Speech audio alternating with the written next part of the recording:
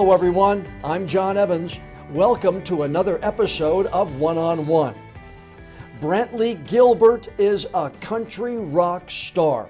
He's had 5 #1 hit singles, 3 #1 hit albums. He's won countless country music awards. He's played hundreds of sold-out concerts in his career, and he's toured with some of the biggest names in country music. But like a lot of artists, the pandemic has kept Brantley from playing as many live shows as he's wanted the past couple of years.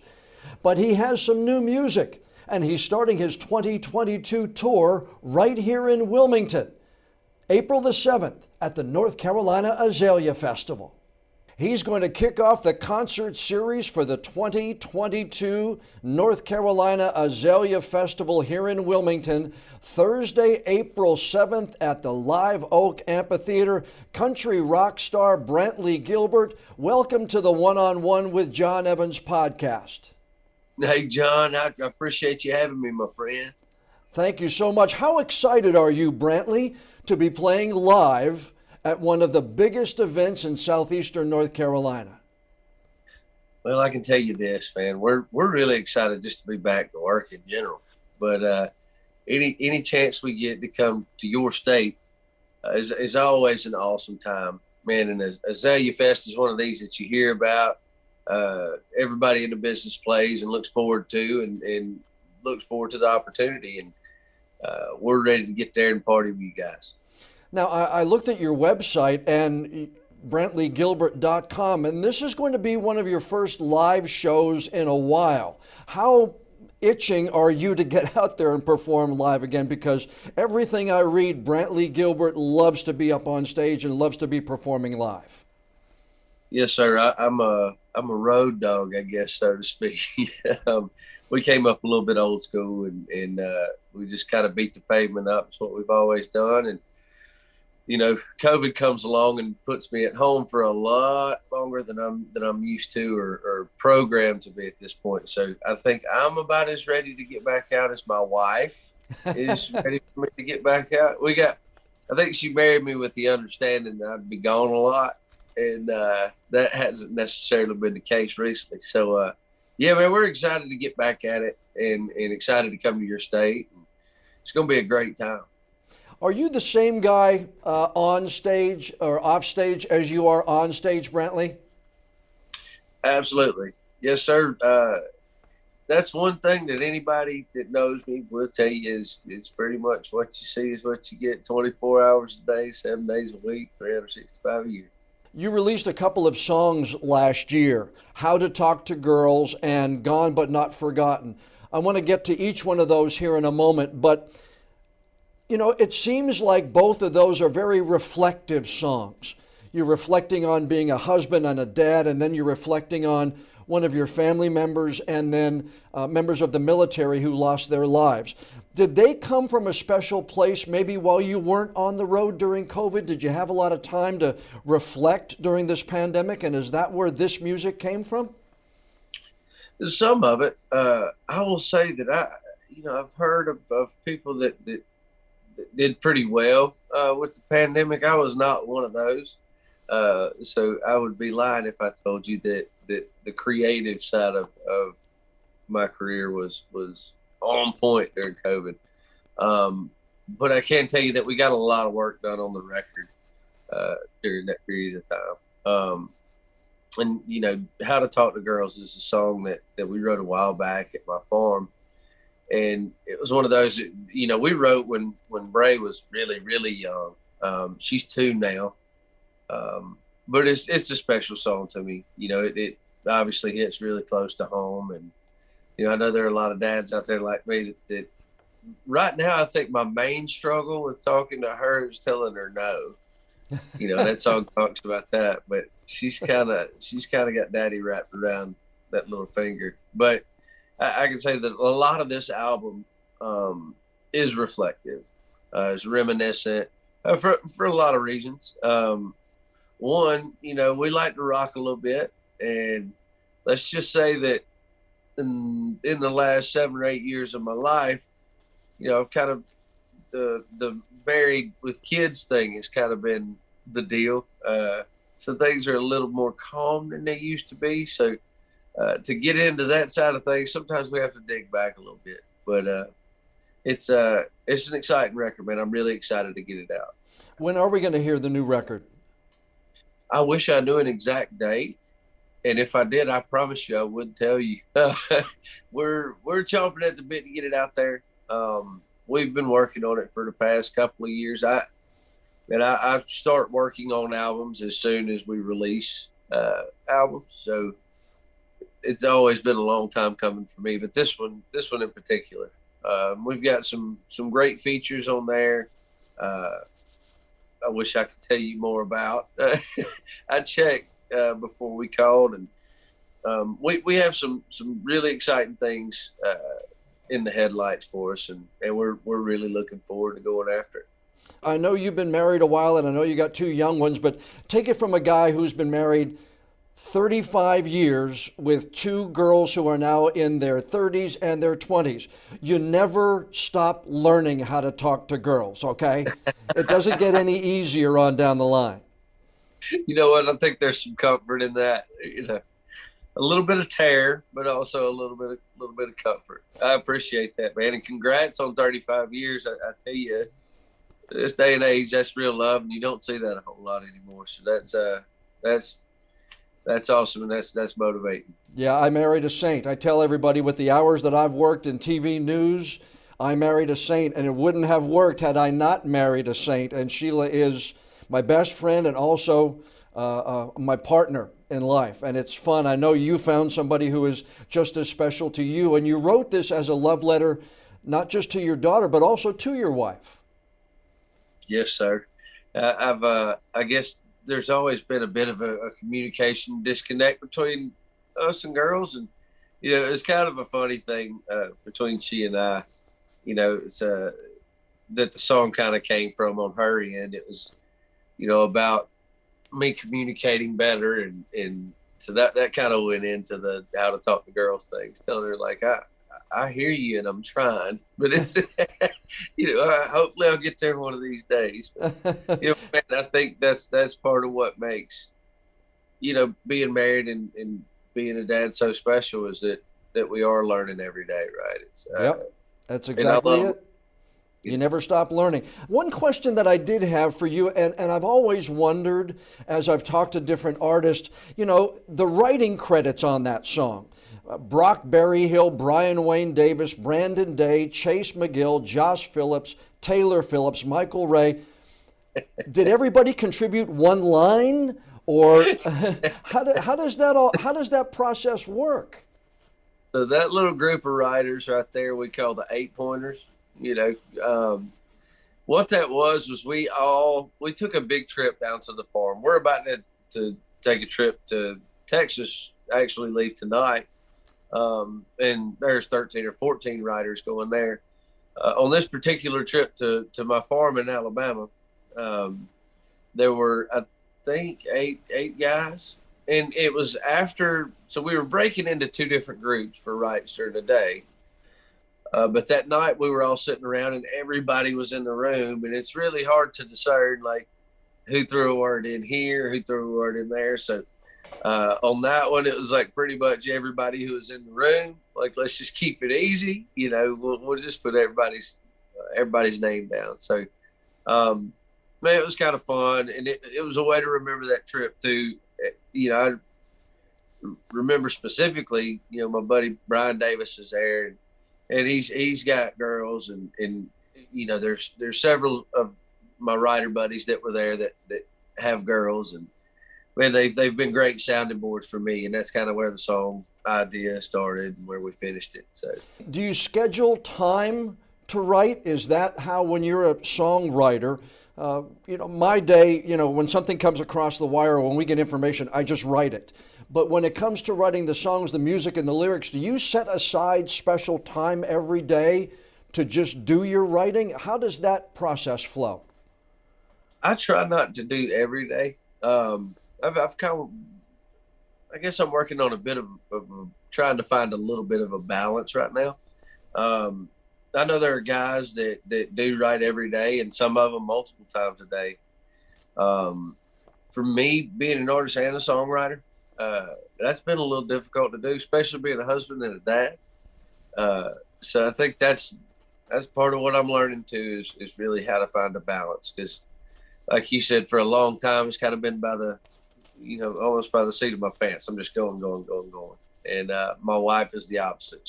Everything has to be in order and on a schedule. And so I think we're still finding that balance. But I'll tell you this, sometimes you schedule times, sometimes it just comes to you. You may make a note, write something down.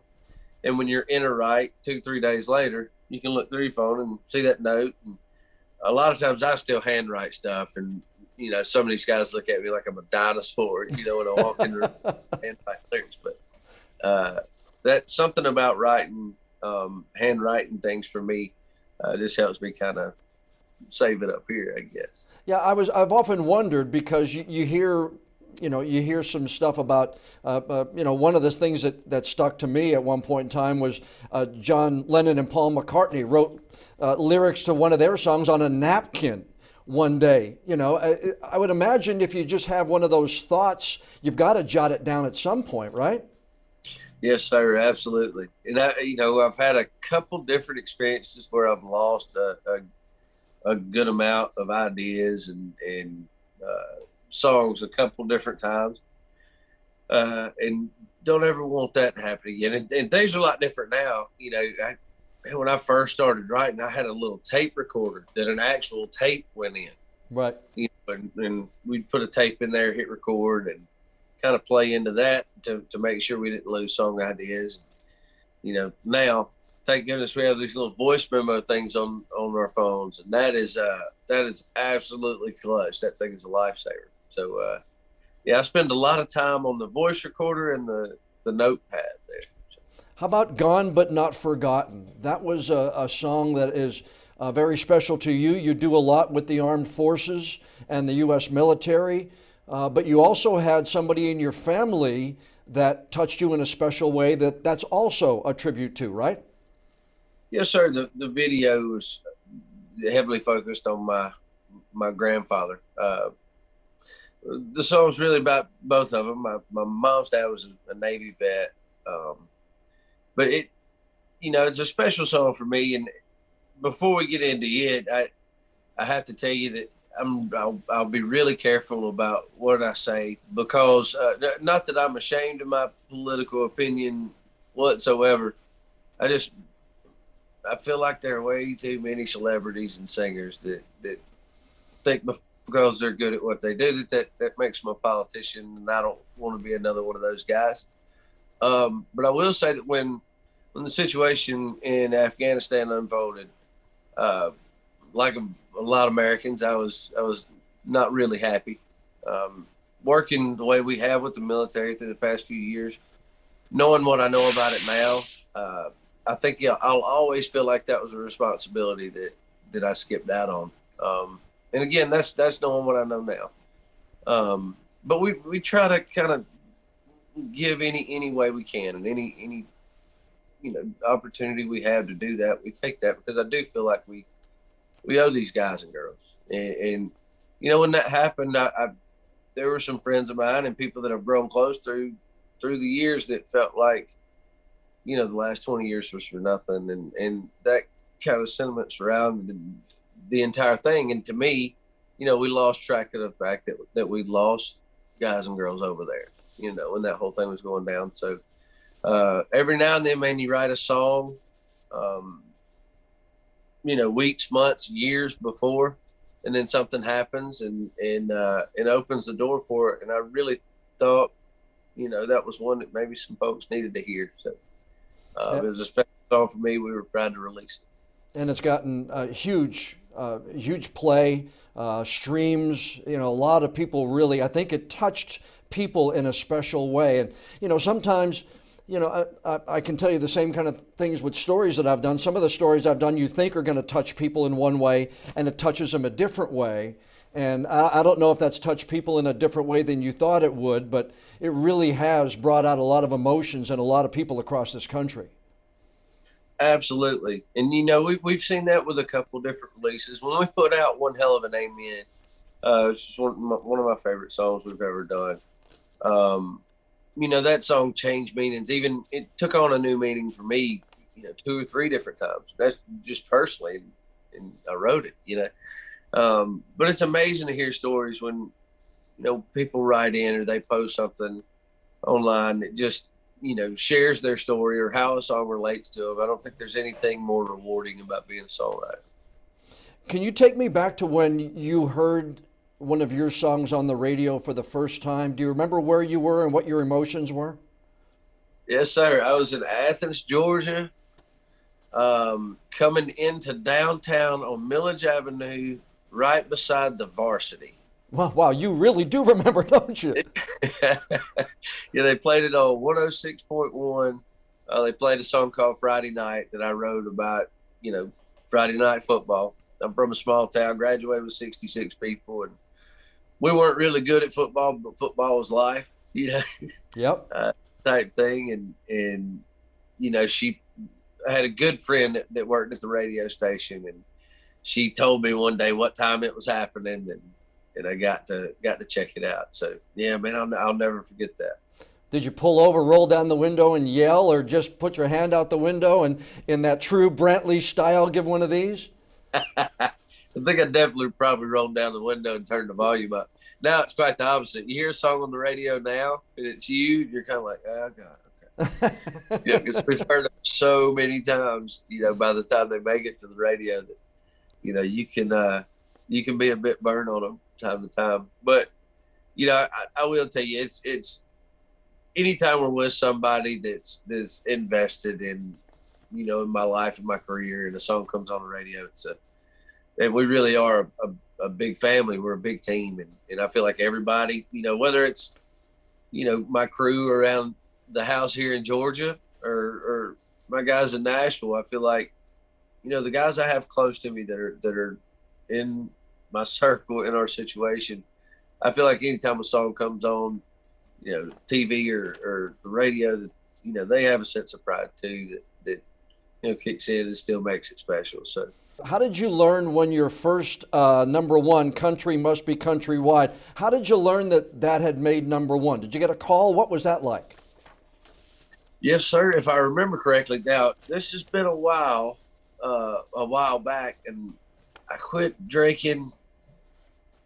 December 18th was 10 years ago.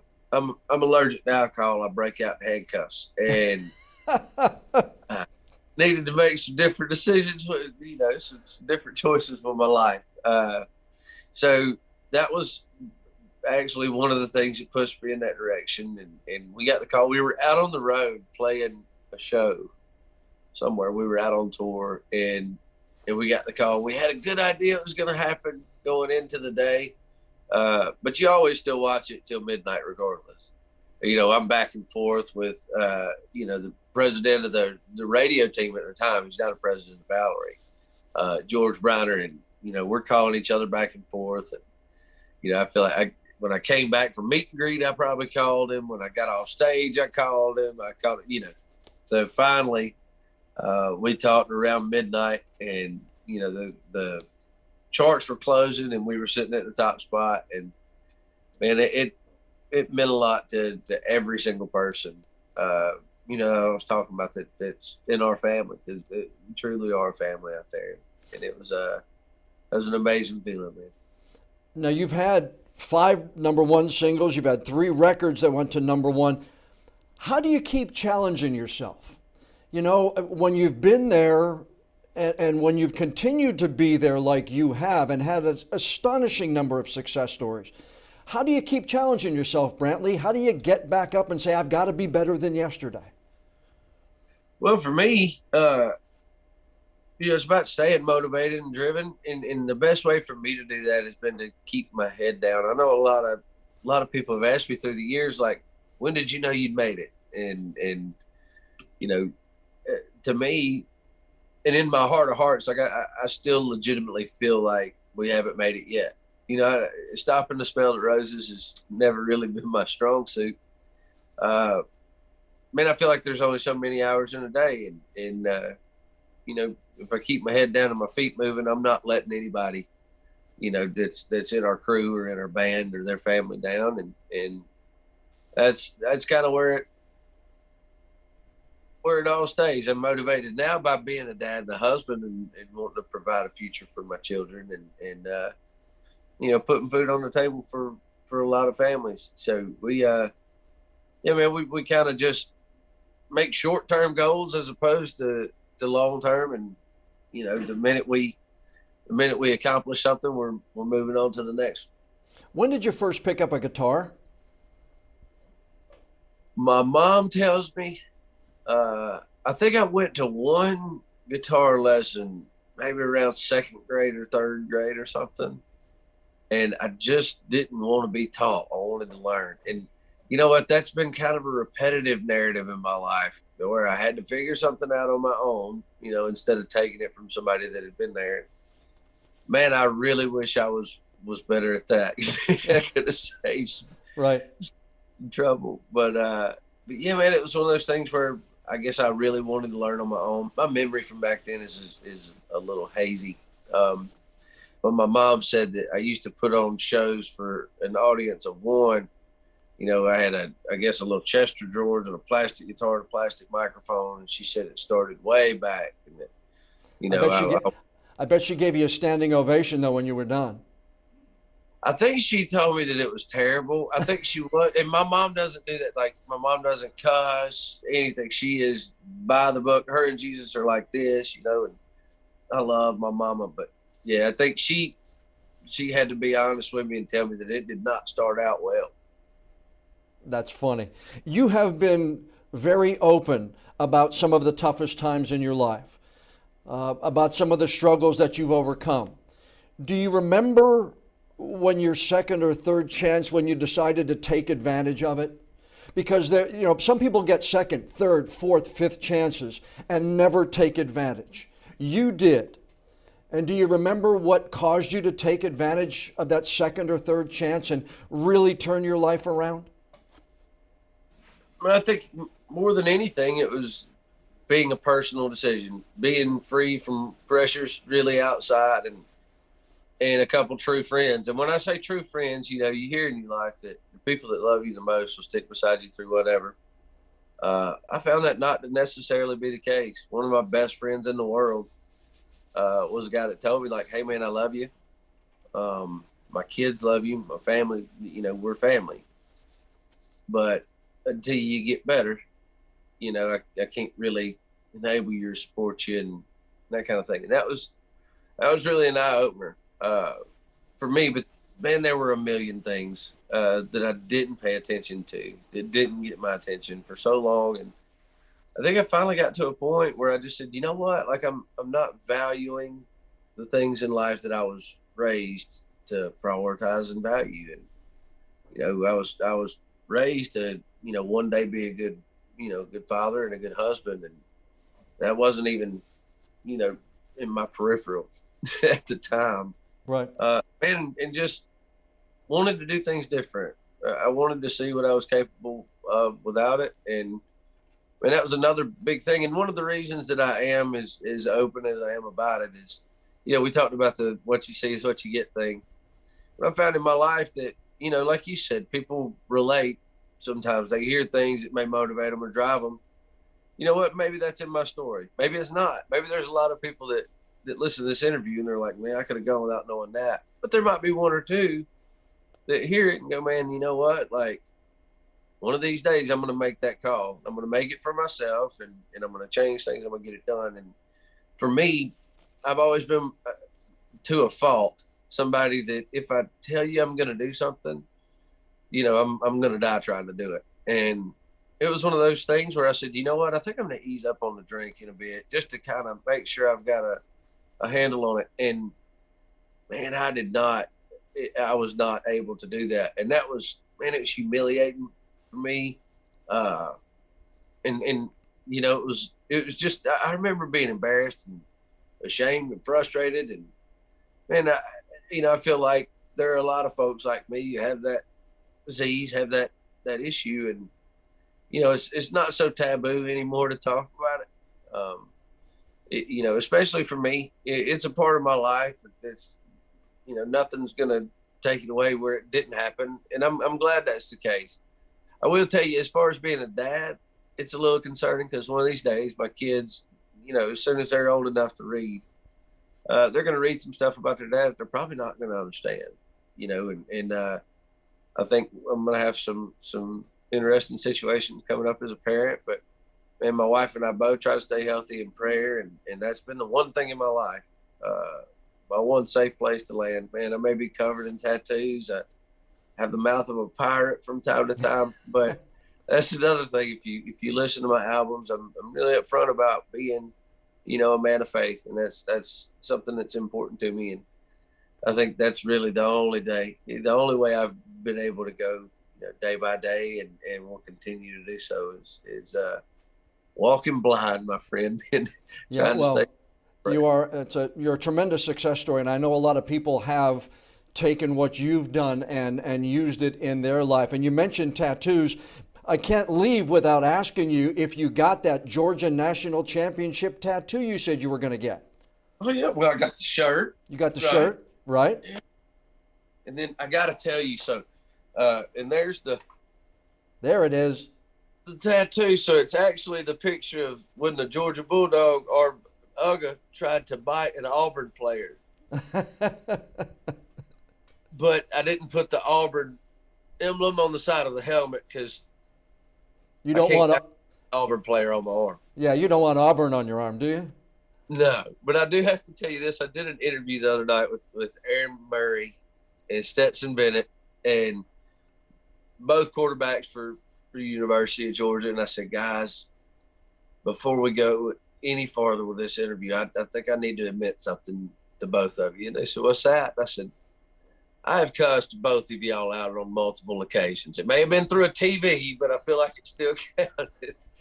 We had a good laugh. But man, it's one of those things. I know North Carolina knows all about, pride in your teams, and I think we all do all over the country. But there's something special about, our little area of the world and how much college sports mean, and they mean the world to me. And we've been praying for that for a long time. So.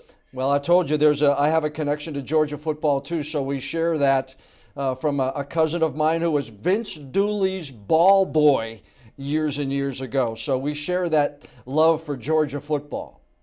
That's so cool. That's so cool, man. I'd like I said earlier, I'd love to be a fly on the wall in some of that guy's memories. I bet he's got some stories. Well, Brantley, I sure hope you've enjoyed this interview. I wanted to talk a little bit more, not just about the music, but about the man behind the music, because you are a tremendous success story.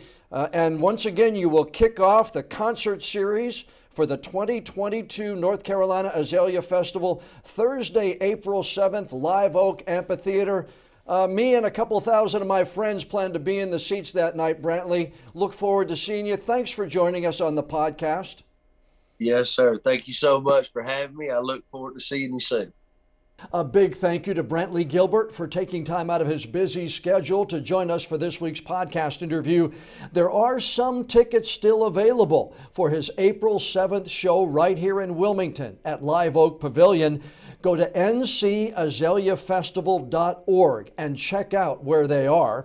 And Brantley always has tons of extra stuff for his fans on his website. That's BrantleyGilbert.com. We're talking extra videos for his fans, a lot of merchandise, and special versions of his records that fans can buy right there. Now, before we go, I'd like to ask you a favor. Please download and subscribe to the One-on-One with John Evans podcast on whatever app you use to listen to your favorite shows. And if you would be so kind, please leave us a rating or a review. The more we hear from friends like you, the higher we'll be listed on the podcast apps, the better chance we'll have of bringing in even more new listeners. I'm John Evans. Thanks again for joining us for this episode of One-on-One.